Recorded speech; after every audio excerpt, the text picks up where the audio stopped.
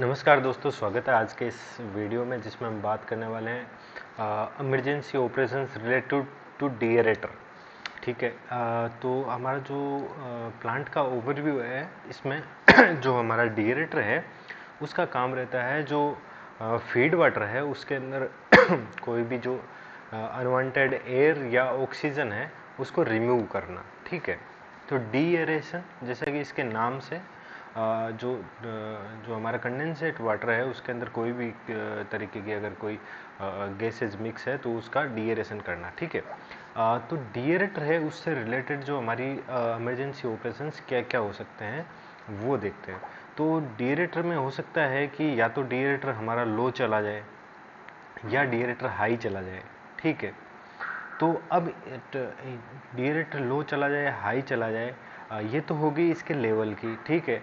जो दूसरी जो कंडीशन है वो ये हो सकता है कि जो इसके अंदर जो डीएरेटर का जो प्रेशर है वो लो चला जाए या वो बहुत ज़्यादा हाई चला जाए। ठीक है। प्रेशर जो डीएरेशन के लिए यहाँ पर जो हम स्टीम का जो एक्सट्रैक्शन या पीआरडीएस से हम जो स्टीम की जो लाइन है वो हमें इसको डीएरेशन के लिए दे के रखते हैं। और जो डीएरेटर के अंदर जो प्रोसीजर है या डीएरेटर कैसे वर्क करता है इसके लिए हमने ऑलरेडी एक वीडियो बना रखा है। ठीक है।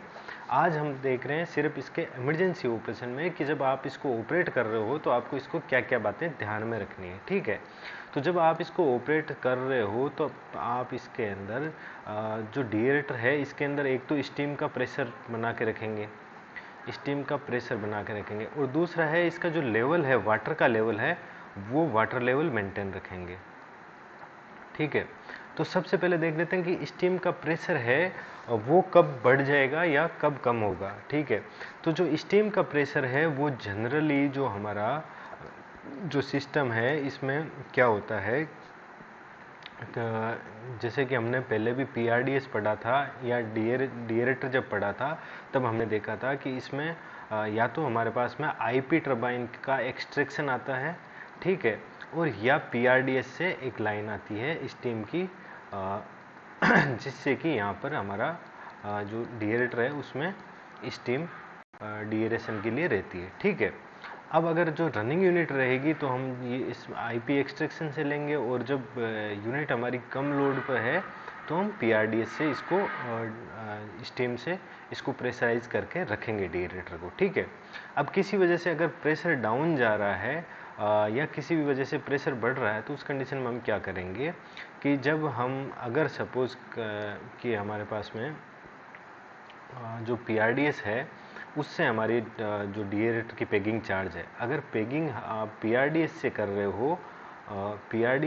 हो तो आपका यहाँ पे प्रेशर कंट्रोल का वाल्व लगा रहेगा और इससे आप इसकी जो पेगिंग है वो कंट्रोल करोगे लोड के अकॉर्डिंग। अगर लोड कम है तो इस वाल्व को कम खोल के रखेंगे और लोड ज़्यादा है तो इस वाल्व को जैसे जैसे रिक्वायरमेंट के हिसाब से इस वाल्व को बढ़ाते जाएंगे।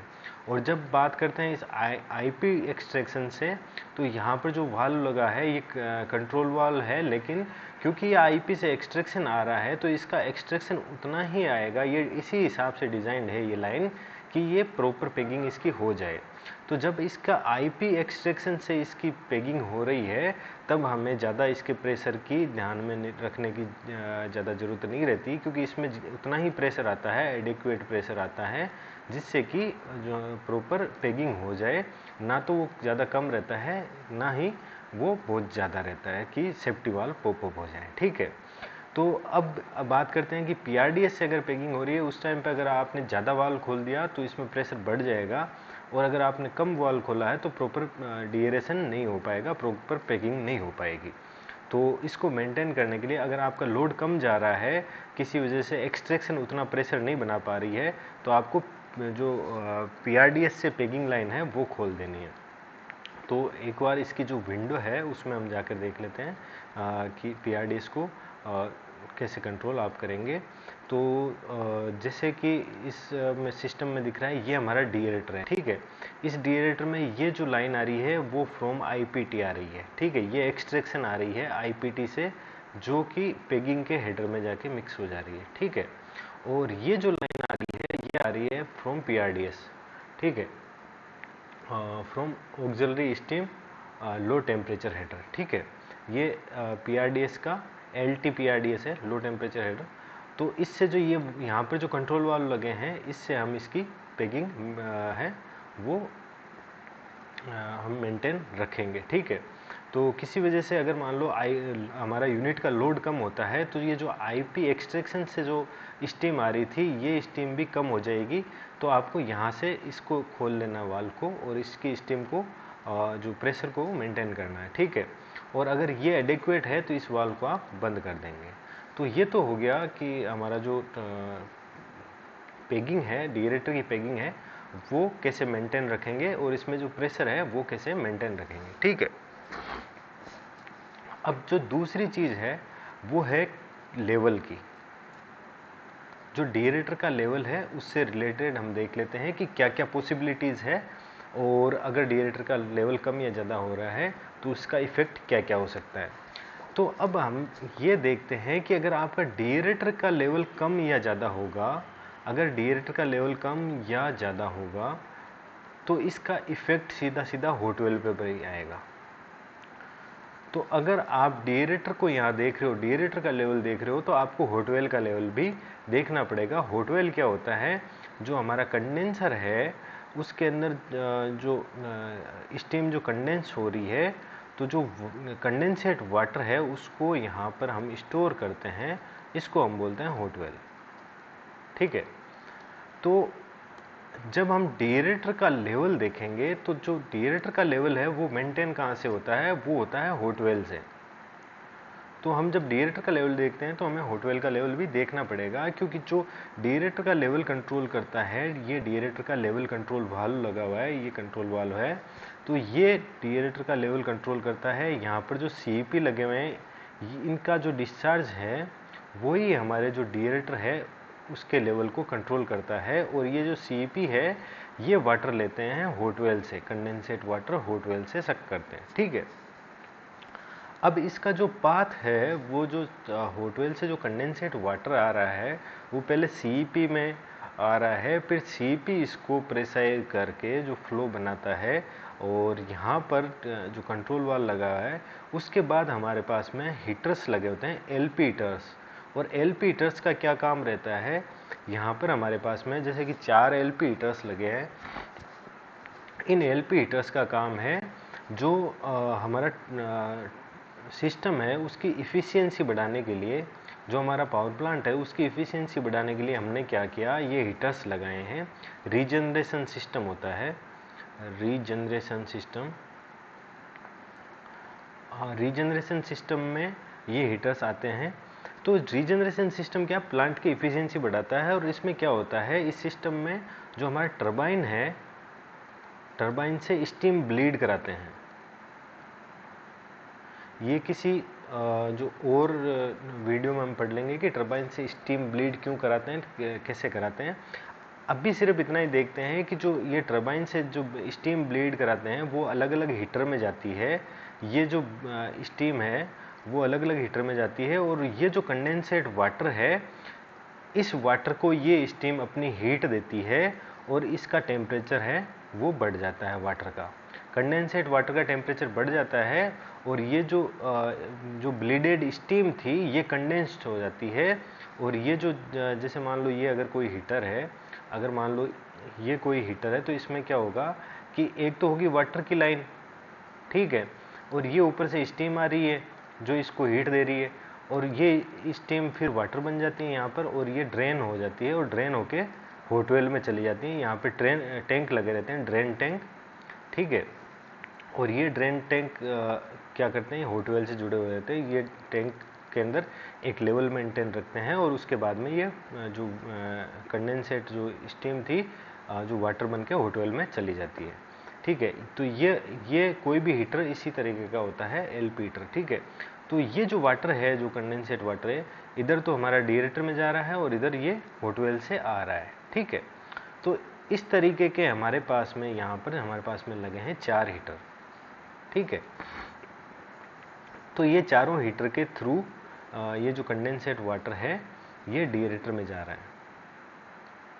तो अब देख लेते हैं कि जो हमारा जो डिएरेटर है उसके अंदर जो लेवल से रिलेटेड कितनी पॉसिबिलिटीज हो सकती है, या तो डीएरेटर का लेवल हाई हो सकता है या डीएरेटर का लेवल लो हो सकता है। ठीक है, अब डीएरेटर का लेवल अगर हाई है और साथ में हॉट वेल का लेवल भी हाई है, ठीक है, तो ये एक पॉसिबिलिटी होगी। दूसरी पॉसिबिलिटी होगी डीएरेटर का लेवल हाई है लेकिन हॉट वेल का लेवल लो है। ठीक है, तो ये तीसरी पॉसिबिलिटी। फिर डीएरेटर का लेवल लो है, हॉट वेल का हाई है, फिर डीएरेटर का भी लो है और हॉट वेल का भी लो है।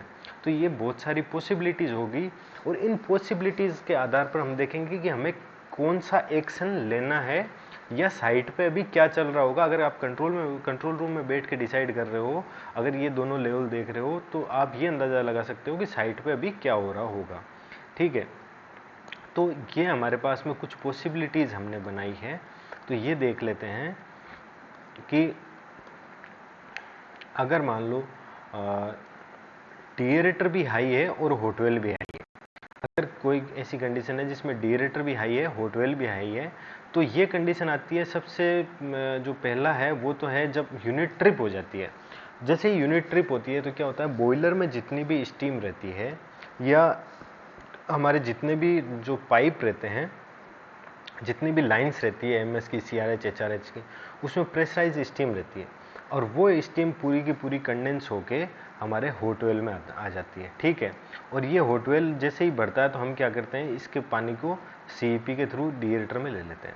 तो इस कंडीशन में हमारा डीएरेटर भी हाई हो जाता है और इस कंडीशन में हॉट वेल और डीएरेटर दोनों हाई हो जाते हैं। ठीक है, डीएरेटर हाई और हॉट वेल भी हाई। तो ये कंडीशन हमारी यूनिट ट्रिप होने के बाद की है और ये नॉर्मल है। ठीक है, ये होगी एक बार आप अगर यूनिट लंबे टाइम तक अगर मान लो जैसे आप ट्रिप हुई वापस अगर आप यूनिट नहीं ले रहे हैं तुरंत, तो ये जितने भी ड्रेन हैं, जितने भी वेंट हैं, उनका जब वो कंडेंस हो जाएंगे तो हॉट वेल में जाएंगे और वो फिर हॉट वेल को हम मेंटेन करने के लिए उसमें डीरेटर में पानी ले लेते हैं। तो ये जनरल कंडीशन है। ठीक है, इसके बाद आता है अगर डीएरेटर भी हाई है और हॉट वेल भी हाई है तो उसकी वजह हो सकती है हॉट वेल मेकअप या जो सीटीपी पंप है। सीटीपी पंप होता है जो बॉयलर के ड्रेन होते हैं या जो हमारा जो ड्रेन का टैंक है और या जो हॉट वेल मेकअप है हम करते हैं, जो हमारा डीएम जो वाटर होता है। ठीक है, तो कंडेंसेट स्टोरेज टैंक बोलते हैं, सीएसटी टैंक से हम जो हॉट वेल मेकअप करते हैं। ठीक है, तो अगर ये जो पंप है ये चालू रह जाए अगर, ठीक है, अगर मान लो ये पंप चालू है, रनिंग में है, ठीक है, और इनका जो वाल्व है वो खुला रह गया हो किसी वजह से, मैनुअल में हो, अगर ऑटो में रहेगा तो वो वाल्व क्या करेगा, हॉट वेल का लेवल एक मेंटेन करके रखेगा और उससे ज़्यादा अगर हॉट वेल का लेवल जाएगा तो वो वाल्व बंद हो जाएगा। ठीक है, लेकिन अगर वो वाल्व ऑटो में नहीं हो के अगर वो वाल्व मैनुअल में पड़ा है और ये आपके पंप सीटीपी पंप या हॉट वेल मेकअप पंप चल रहा है तो उस कंडीशन में भी आपका हॉट वेल लेवल हाई जाएगा, डीएरेटर भी क्योंकि हॉट वेल अगर हाई जाएगा तो आप क्या करोगे, आप उस पानी को डीरेटर में लेके जाओगे और डीरेटर भी हाई जाएगा। ठीक है, तो आपको अगर यूनिट ट्रिप नहीं है, रनिंग में है यूनिट, तो अगर डीरेटर भी हाई है, हॉट वेल भी हाई है, तो आपको ये देख लेना है कि हॉट वेल मेकअप पंप या सीटीपी पंप तो रनिंग में नहीं है ना, और अगर रनिंग में है तो उनके जो वाल्व है वो वाल्व या तो ऑटो में होने चाहिए, और अगर मैनुअल में है तो ये अगर मान लो ज़्यादा खुला हुआ है तो उसको मैनेज करना है, अगर ऑटो में है तो ये देखना है कि वो वाल्व कहीं साइड पर आप ऑपरेटर भिजवा के दिखवा सकते हैं कि वो वाल्व स्टक तो नहीं हो गया। ठीक है, और तीसरी जो वजह है डीएरेटर और हॉट वेल की, ये बहुत ही जनरल है, ये बहुत से केसेस में हमें देखने को मिलती है जब हम यूनिट को लाइट अप करते हैं, उसके बाद में जो हमारी जो डीएरेटर की पेगिंग है वो अगर किसी दूसरी यूनिट से इंटरकनेक्टिंग लाइन से चार्ज है या हमारे पास में कोई छोटा बॉयलर है तो उससे अगर वो पेगिंग चार्ज है तो इससे क्या होगा कि इस पेगिंग में जितनी भी स्टीम आ रही है वो डीएरेटर में कंडेंस होके जो हमारा वाटर है उसमें फीड वाटर में मिल जा रही है, तो इस कंडीशन में भी डीएरेटर और हॉट वेल दोनों हाई जाएंगे। ठीक है, और जो हमारी चौथी कंडीशन है वो है बॉयलर फिल पंप। एक पंप जनरली जो हमारा रहता है वो क्या करता है, डायरेक्ट डीएरेटर फिल करने के काम में आता है, डीएरेटर या बॉयलर फिल पंप करने के काम में आता है। हालांकि अगर ये बॉयलर के अगर हमारा जो यूनिट है वो लोड पे चल रही है, हाई लोड पे चल रही है, तो इसका पानी बॉयलर में तो नहीं जाएगा लेकिन डीएरेटर में जा सकता है। अगर ये बॉयलर फिल पंप, अगर आपने सपोज आपकी यूनिट नंबर 1 चल रही है, यूनिट नंबर 2 के लिए अगर आपने बीएफपी चलाया और इधर जो यूनिट नंबर 1 का जो वाल्व है वो खुला रह गया, तो ये क्या होगा कि डीएरेटर में पानी भरने लग जाएगा। ठीक है, तो ये कंडीशन होगी जब आपके डीएरेटर भी हाई है, हॉट ऑयल भी हाई है। अब अगली कंडीशन देखते हैं जिसमें हमारा डीएरेटर हाई है लेकिन हॉट ऑयल लो है। ठीक है, ये किस वजह से हो सकता है? तो सबसे पहली बात है कि डीएरेटर लेवल कंट्रोल वाल्व, ये कौन सा वाल्व है? ये हमारे पास में ये डीएरेटर कंट्रोल वाल्व है। ठीक है, किसी वजह से ये वाल्व स्टक कर जाए, अगर हाई साइड के अंदर अगर मान लो ये इसको रिक्वायरमेंट थी 45% खुलने की, लेकिन ये 55% खुल के यहाँ पे स्टक हो गया, ये ऑटो में अगर ऑपरेट नहीं कर रहा है या मैनुअल में पड़ा है। ठीक है, तो इस कंडीशन में क्या होगा कि यहाँ से हॉट ऑयल से जो डीएरेटर में है वो पानी जाएगा, जिसकी वजह से हॉट ऑयल तो हो जाएगा लो, हॉट ऑयल तो लो आ जाएगा और डीएरेटर चला जाएगा हाई। ठीक है, अब अगर आपका डीएरेटर हाई चला गया है, हॉट ऑयल लो चला गया है, तो इस कंडीशन में आपकी जो सीपी है वो ट्रिप हो सकते हैं। ठीक है, तो आपको ये ध्यान में रखना है कि ये सीपी ट्रिप ना हो, उससे पहले आप इस कंट्रोल वाल्व को मैनेज कर लें और यहाँ पर हॉट ऑयल और डीएरेटर को मैनेज कर लें। ठीक है, तो एक कंडीशन तो ये होगी जिसमें आपका हॉट ऑयल हाई जा रहा है और डीएरेटर हॉट ऑयल लो जा रहा है और डीएरेटर हाई जा रहा है। और जो दूसरी कंडीशन है वो है हमारी सीपी रिसर्कुलेशन वाल्व। ठीक है, सीपी रिसर्कुलेशन वाल्व कौन सा है?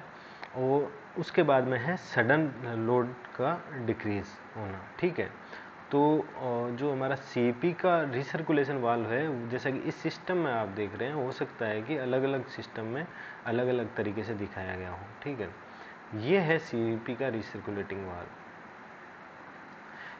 ये हमारा सीपी का कॉमन डिस्चार्ज हेडर हो गया, जो हमारे तीनों सीपी है, और ये इधर से रिसर्कुलेट होके फिर से कंडेंसर में ही जा रहा है। ठीक है, तो सीपी से दो लाइनें, सीपी के डिस्चार्ज हेडर से 2 लाइनें गई, एक तो गई डीएरेटर को और एक अगेन वापस आ गई हॉट ऑयल में। तो अगर किसी वजह से आपका ये वाल्व भी अगर स्टक हो जाए, ठीक है, अगर ये वाल्व भी अगर आपका स्टक हो गया, तब भी आपका जो डीएरेटर है उसका लेवल है वो अगर मान लो ये वाल्व है, ये खुल नहीं रहा है प्रॉपर। ठीक है, ये मान लो 0 पे स्टक होकर रह गया और अब पूरा का पूरा पानी आपका इधर जा रहा है डीएरेटर में। ठीक है, तो कहने का मतलब जो डीएरेटर का लेवल है वो इन दोनों से वाल्व से कंट्रोल है, इससे भी और साथ में इससे भी। अगर ये वाल्व भी बंद हो गया और अगर ये वाल्व भी बंद हो गया, तो इस कंडीशन में क्या होगा कि आपके जो सीपी है वो ट्रिप हो जाएंगे। ठीक है, तो ये भी एक वजह हो सकती है जिसमें हॉट ऑयल का लेवल हाई जा रहा है, सॉरी डीएरेटर का लेवल हाई जा रहा है और हॉट ऑयल का लेवल लो जा रहा है। अब अगली कंडीशन देखते हैं कि जिसमें हॉट ऑयल का लेवल है वो हाई जा रहा है और डीएरेटर का लेवल है वो लो जा रहा है। तो ये कंडीशन किस किस वजह से हो सकती है? तो डीएरेटर का लेवल लो और हॉट ऑयल का लेवल हाई जाना, ये किस किस चीज़ से हो सकता है? तो ये तो हो सकता है या तो सडन लोड इंक्रीज, अगर अचानक से हम लोड बढ़ाते हैं तो क्या होता है, लोड बढ़ाने का मतलब है कि कोई कोल बढ़ाया या फ्यूल बढ़ाया तो जो फीड वाटर है उसकी ज़्यादा डिमांड होगी, और फीड वाटर कहाँ से जाता है? फीड वाटर जाता है डीएरेटर से, तो डीएरेटर से जल्दी जल्दी वाटर है वो बीएफपी खींचेगा। ठीक है, तो लोड बढ़ाने वाली कंडीशन में। और दूसरा है पोजीशंस ऑफ वाल्व, जो हमने देखा था, जो हॉट ऑयल रिसर्कुलेशन वाला वाल्व है वो अगर ज़्यादा खुल के रह गया और जो हमारा डिस्चार्ज जो डीएरेटर लेवल कंट्रोल वाल्व था वो कम पे रह गया, तो जैसे ये हमारा सिस्टम है, तो इसमें क्या है कि अगर ये रिसर्कुलेशन का वाल्व ज़्यादा खुल के रह गया, मान लो ये 50% खुला हुआ यहाँ स्टक कर गया, और ये जो वाल्व है क्योंकि अब ये 50% पे स्टक कर गया, तो ये वाल्व कितना भी खुला होगा तो सबसे पहले जो हेडर है उसकी प्रायोरिटी ये रहेगी कि ये रिसर्कुलेशन में जाए, क्योंकि इधर नेगेटिव प्रेशर है, वैक्यूम है, और इधर हाई प्रेशर है, लगभग 10 kg के आसपास का प्रेशर है, तो जो वाटर रहेगा वो इधर जाने की बजाय वो वाटर इधर जाएगा। ठीक है, तो इसमें क्या होगा कि डीएरेटर का लेवल तो लो आएगा और हॉट वेल का लेवल बढ़ता जाएगा।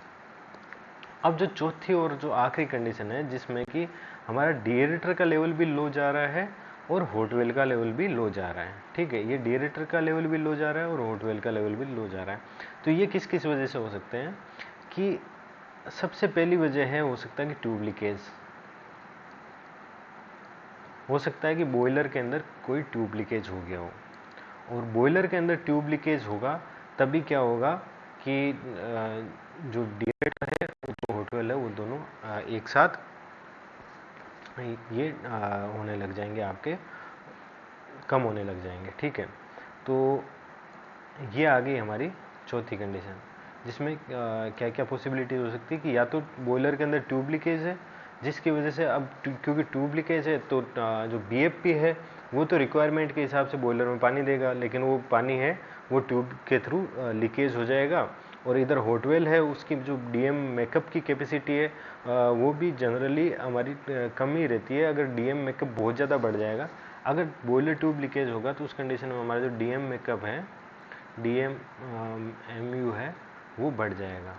अगर मान लो डीएम मेकअप अगर मान लो 20 टन पर हावर है तो इसकी जगह ये अचानक से आपको 50-60 टन पर आवर चला जाएगा, ठीक है। मैं ये जनरली बता रहा हूँ आपको कि ये हो सकता है कम या ज़्यादा हो सकता है, ठीक है।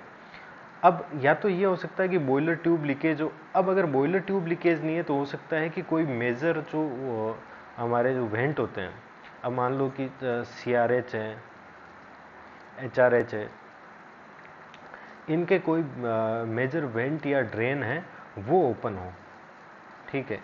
कोई ऐसा वेंट या ऐसा कोई ड्रेन है वो ओपन रह गया हो, या जो हमारा जो ड्रम का जो ब्लो डाउन का जो रहता है ड्रम या जो सेपरेटर है, जो सेपरेटर के लिए जो हमने लेवल कंट्रोल के लिए वाल्व लगा रखा है या ड्रेन है, कहना मतलब ड्रम या जो सेपरेटर है उसका ड्रेन ओपन रह गया हो,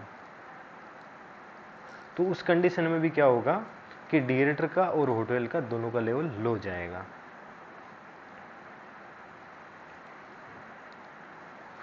तो ये जो आखिरी कंडीशन थी कि आखिरी कंडीशन जिसमें हॉट वेल का भी लेवल लो जा रहा था और डीएरेटर का भी लेवल लो जा रहा था, तो वो कंडीशन ये थी कि या तो आपका बॉयलर का ट्यूब लीकेज है, ठीक है, या आपका ड्रम है या सेपरेटर है उसका ड्रेन आपका खुला हुआ है, ठीक है।